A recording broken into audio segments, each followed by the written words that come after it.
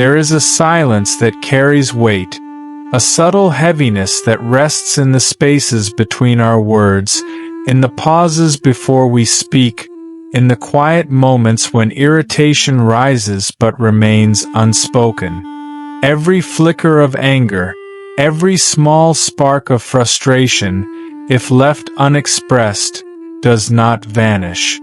It settles, it lingers, it nestles in the corners of the mind, shaping perception, coloring interactions, and quietly sculpting the contours of our inner life.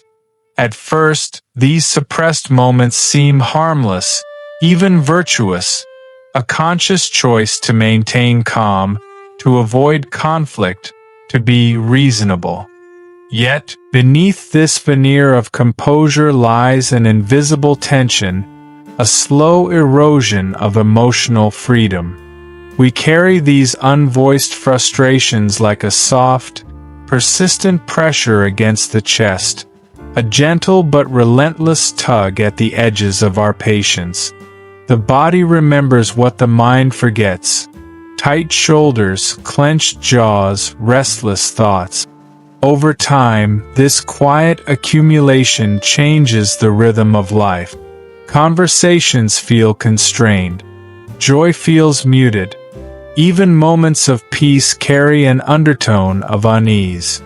Suppressing anger is not weakness, nor is it failure. It is human. It is the learned dance of self-control, shaped by early rules, social expectations, and the delicate fear of hurting those we love. But when anger is always contained, when it never finds voice or release, it becomes a shadow that walks beside us, silent, patient, shaping who we are in ways we rarely notice. This documentary moves through that shadow. It observes the cost of repression, the subtle ways it reshapes our bodies, minds, and connections.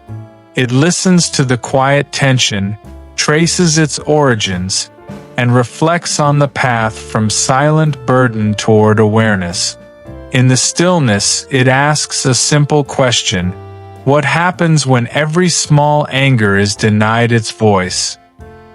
Anger is often dismissed as loud, explosive, or visible, but the quiet anger, the tiny irritations that flicker and vanish without a trace, carries its own gravity.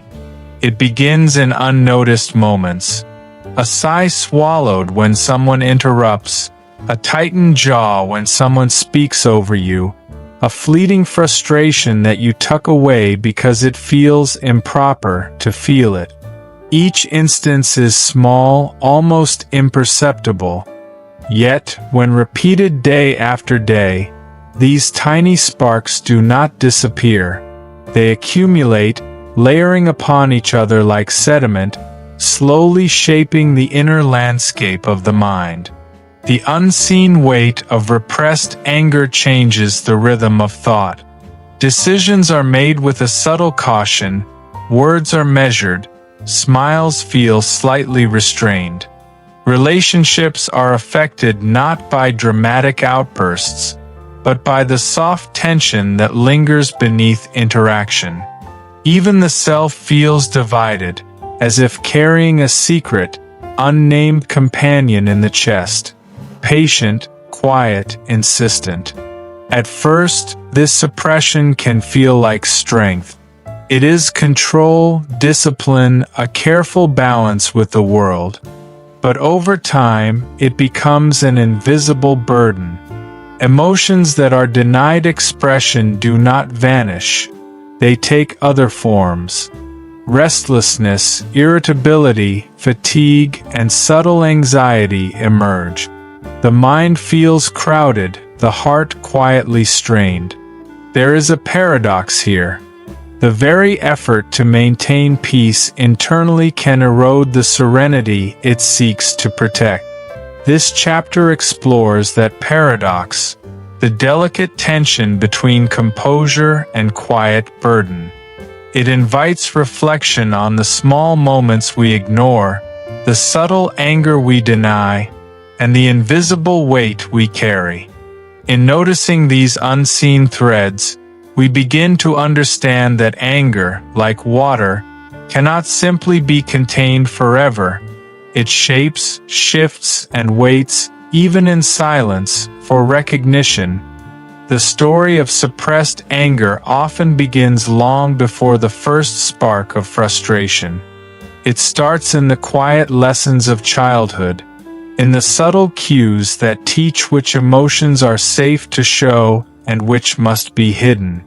A child who frowns too loudly, who cries too intensely, who pushes against a parent's impatience learns quickly that certain feelings are unwelcome. Be calm, don't make a scene, control yourself. These phrases, repeated softly but firmly, shape a mind, teaching that anger is dangerous, unkind, or forbidden. Culture and society continue this lesson. Some communities value harmony over honesty, politeness over authenticity. Anger is labeled as destructive, selfish, or shameful. It is folded into a quiet code of restraint. To suppress is to survive, to restrain is to belong. Even in adulthood, these early teachings echo silently. A person may speak of tolerance and patience, while inside, small irritations quietly settle, dismissed as trivial or improper. Family dynamics also play a role. In homes where open expression triggers conflict or punishment, suppression becomes instinctive. Children learn to read the room, to sense which emotions will be received with care and which will be met with disapproval. Over time, these lessons harden into patterns. Anger is postponed, redirected, or hidden. By tracing these roots, one begins to understand that repression is rarely a conscious choice. It is a learned rhythm, a quiet survival skill, a delicate negotiation between self and the world. Yet the very structures that teach restraint also seed the tension that grows beneath the surface. To recognize these roots is not to blame, but to illuminate the pathways through which anger, though hidden, shapes thought, body, and soul. Anger, when unexpressed, does not simply disappear. It moves silently through the body and mind, leaving traces in places we rarely notice. Neuroscience shows that suppressed anger activates the amygdala, the brain's alarm system, signaling threat even when no danger is present. The prefrontal cortex, the seat of reason and self-control, works overtime to restrain the impulse, creating a delicate but exhausting tension between instinct and inhibition. This constant push and pull, repeated day after day, changes the way the brain processes emotion. The body, too, remembers what the mind resists. Muscles tighten, jaws clench, and shoulders hunch as subtle stress signals ripple through the nervous system. Heart rate and blood pressure rise in quiet moments, as if anger were a current waiting to break free. Over time, this chronic internal strain can manifest as fatigue, headaches, or other psychosomatic symptoms. The body absorbs the burden that words do not carry. Psychologists have observed that repressed anger often correlates with anxiety, depression, and even emotional detachment. The mind learns to censor itself, smoothing over irritations, minimizing feelings, and numbing small sparks before they grow. Yet these sparks leave traces: restlessness, irritability, and a sense of quiet dissatisfaction. The more anger is ignored, the more it influences thought patterns and emotional responses, often without conscious awareness. Understanding the science behind suppression is not about pathology. It is about illumination. It reveals the invisible forces shaping human experience, the quiet architecture of tension within. Anger, though restrained, is alive. It speaks through the body, the mind, and subtle emotional cues, reminding us that emotions are not meant to be buried, but acknowledged, understood, and woven into the larger story of being human. Within the quiet mind, a subtle battle unfolds. The desire to express anger meets the silent, insistent voice of restraint.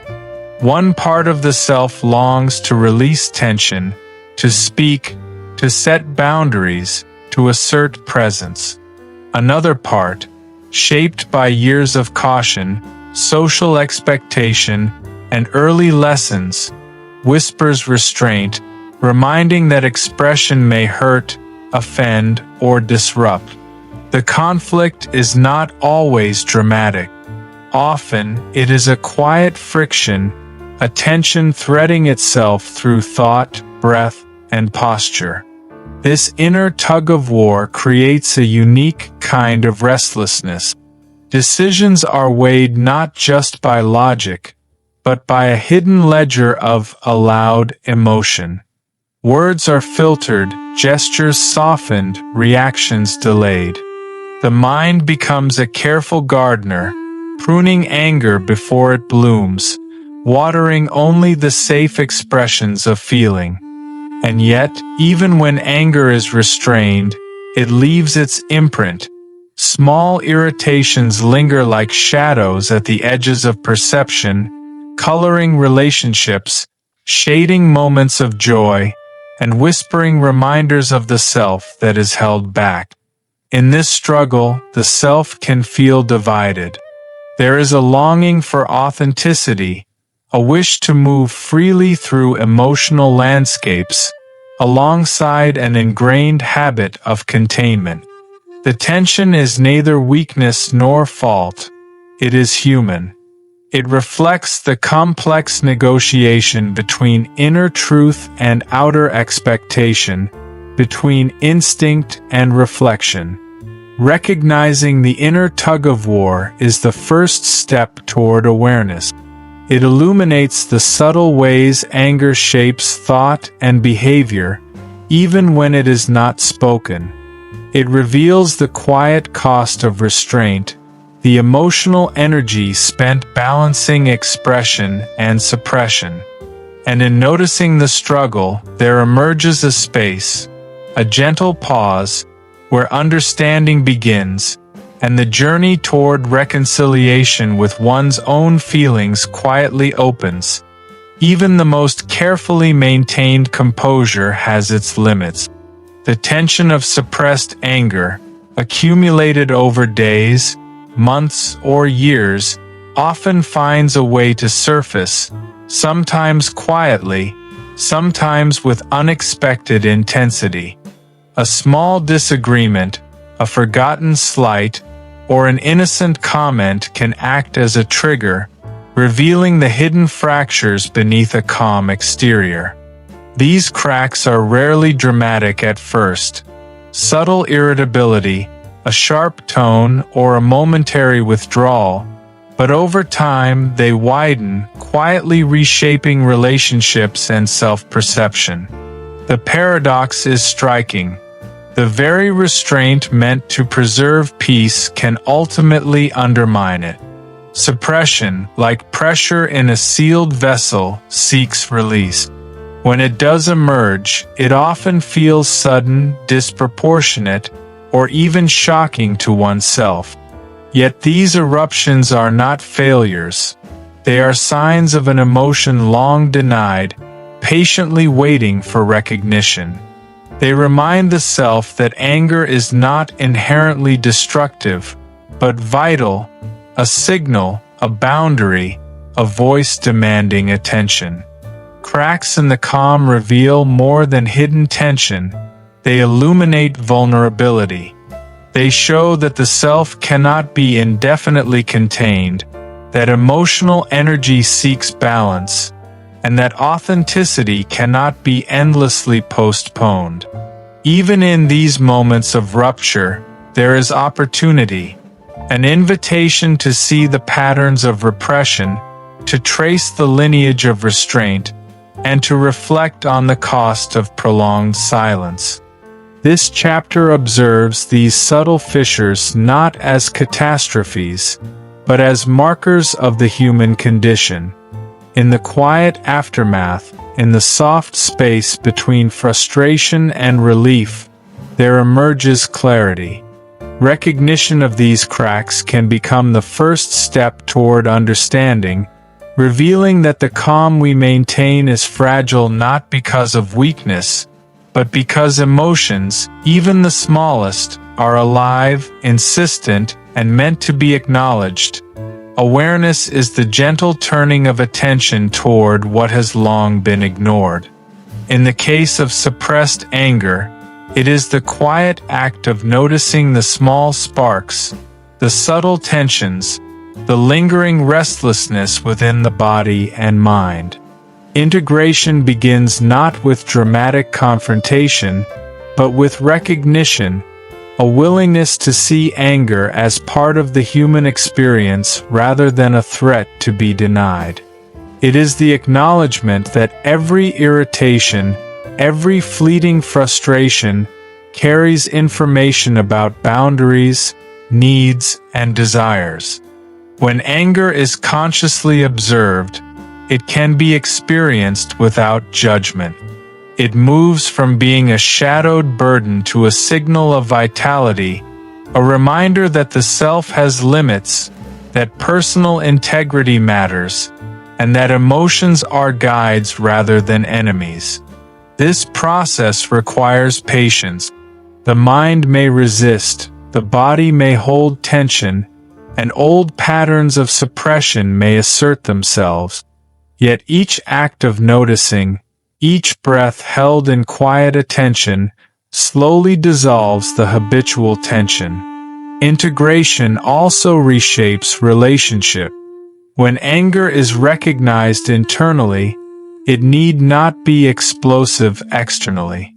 Boundaries can be set gently, frustrations expressed calmly, and communication enriched with honesty. The self learns to navigate emotional landscapes with presence rather than avoidance, creating space for both authenticity and empathy. This chapter contemplates the delicate rhythm of awareness and acceptance. It emphasizes that anger, when integrated, does not diminish peace, it deepens it.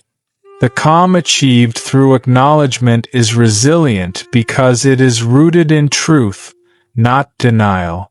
In embracing small, previously ignored emotions, the human spirit discovers a quiet balance, a subtle harmony between restraint and expression, tension and release. Awareness becomes the bridge between shadowed anger and conscious living, a guide toward emotional clarity and inner equilibrium. In the quiet corners of the mind, shadows of suppressed anger linger long after their initial sparks. They are not enemies, nor signs of failure. They are markers of life lived cautiously, of feelings navigated with care, of boundaries politely deferred. Yet within these shadows, there is also the possibility of light. Recognition and awareness illuminate the contours of these hidden emotions, revealing their shape, their rhythm, and their subtle voice.